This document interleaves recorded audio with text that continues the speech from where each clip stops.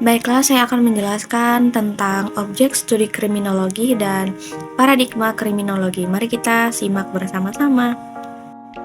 Objek studi kriminologi adalah segala sesuatu yang menjadi kajian dalam ilmu kriminologi, yaitu ilmu yang mempelajari tentang kejahatan sebagai fenomena sosial.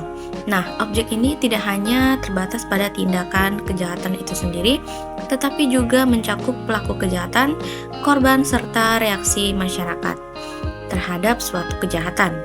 Kejahatan juga dipahami sebagai perbuatan yang melanggar norma hukum dan merugikan individu maupun masyarakat.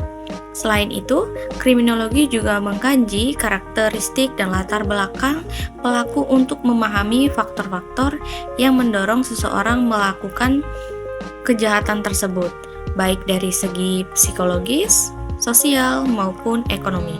Di sisi lain, korban dari peristiwa kriminologi ini tidak kalah penting.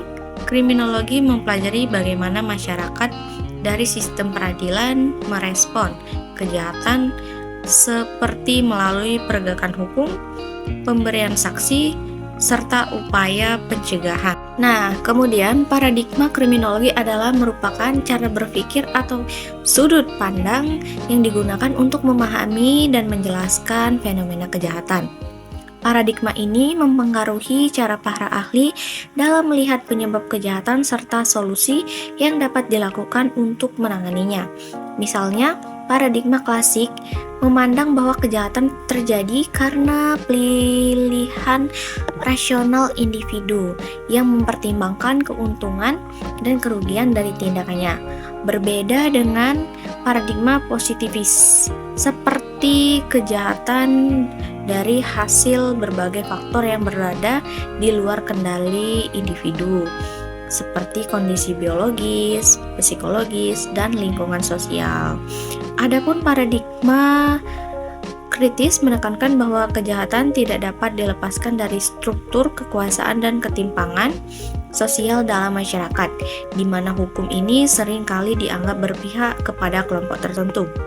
Dengan demikian, paradigma kriminologi berperan penting dalam membentuk cara pandang dan pendekatan dalam memahami serta mengulangi kejahatan. Jadi di sini ada 4 objek studi kriminologi, yaitu yang pertama tentang kejahatan. Kejahatan ini adalah perilaku yang melanggar hukum dan merugikan masyarakat. Contohnya seperti pencurian, korupsi, dan pembunuhan.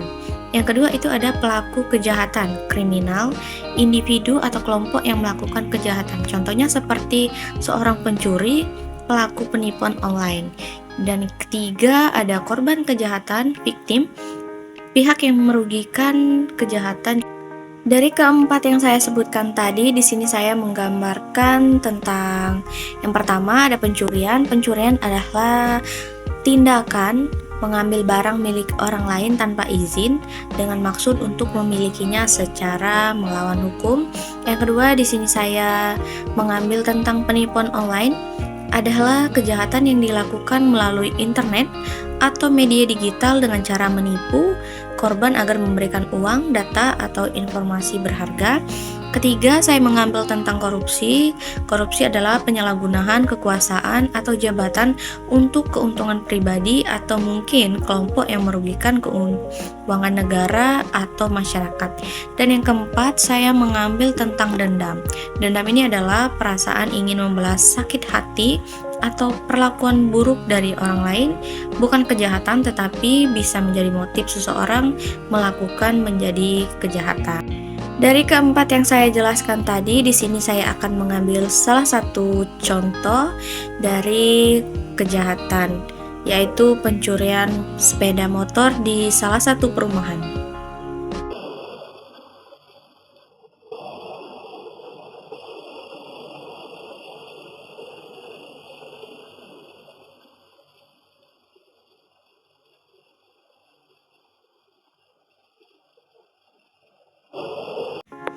Jadi dapat disimpulkan bahwasanya kriminologi merupakan ilmu yang mempelajari tentang kejahatan sebagai fenomena sosial yang kompleks.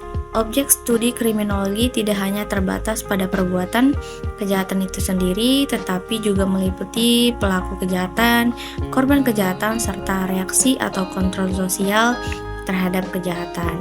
Keempat unsur tersebut saling berkaitan dan membentuk satu kesatuan dalam memahami fenomena kriminalitas secara menyeluruh. Kejahatan dipengaruhi oleh berbagai faktor, baik faktor individu maupun faktor lingkungan sosial.